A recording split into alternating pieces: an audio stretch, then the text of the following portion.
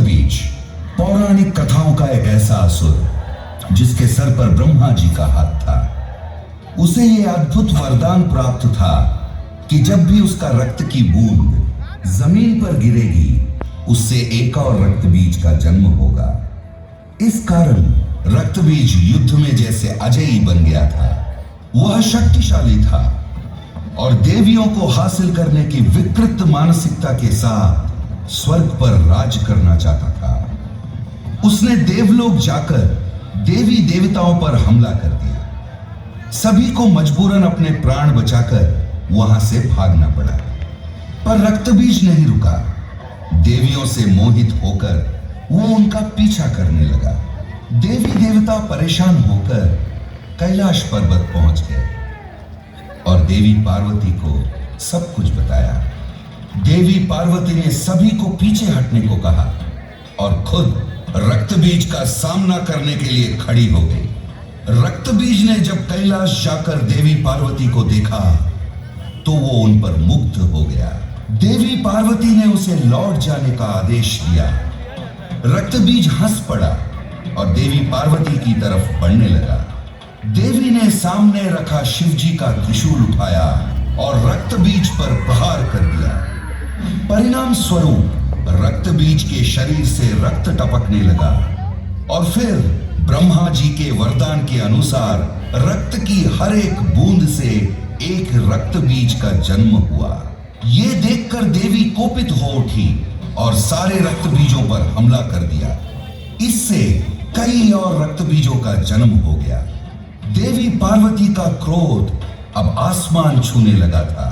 वो अपने गुस्से पर काबू नहीं रख पा रही थी। जब उनका गुस्सा चरम सीमा पर आ गया, उनका शरीर काला पड़ने लगा, आंखें खून से लाल हो गई और देखते ही देखते देवी ने एक भयंकर रूप धारण कर लिया।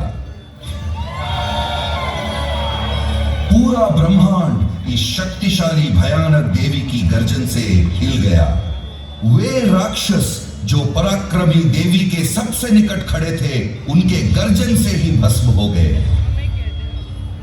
बाघ की खाल पहने हुए, हाथों में प्रतिशोध की तलवार लेकर, नरमुंडों की माला पहनकर विकराल रूपी महाकाली प्रकट हुई। वो इतनी भयानक थी कि रक्त बीज डर के भागने लगा। मां काली ने एक भयंकर गर्जन किया और रक्त बीज के पीछे दौड़ने लगी। काली मां ने शक्तिशाली प्रहार किया और वो एक एक करके असुरों को निर्मम तरीके से चीरने लगी। पर उससे और रक्त बीज पैदा होने लगे। प्रलय सी क्रोधित मां काली, उनके क्रोध से सारा संसार जलने लगा। उन्होंने एक हाथ से रक्त बीज के सर को पकड़ा और तलवार से उसके सर को धड़ से अलग करके उसे खप्पर में रख दिया ताकि एक बूंद रक्त भी धरती पर ना गिर सके। फिर वो रक्त बीज के शरीर को निकल गई। काली मां की एक ही सांस में बाकी असुर भी उनके मुंह में समा गए और मां काली की चीरती हुई हंसी की आवाज से आसमान कांप उठा। इस तरह असुरों के नायक रक्त बीज का भयानक वध हुआ। उनके गुस्से ने जैसे खुद उनको ही अपने वश में कर लिया था। उनके तांडव से त्रिलोक में हाहाकार मच गया, सब कुछ तबाह होने लगा। देवी देवता चिंतित होकर महादेव की शरण में गए। महादेव भी कालिका को रोकने का साहस नहीं कर पाए। ऐसा लग रहा था जैसे कुछ भी नहीं बचेगा और फिर से जीवन का पतन हो जाएगा। महादेव के पास अब देवी को रोकने का एक ही रास्ता था।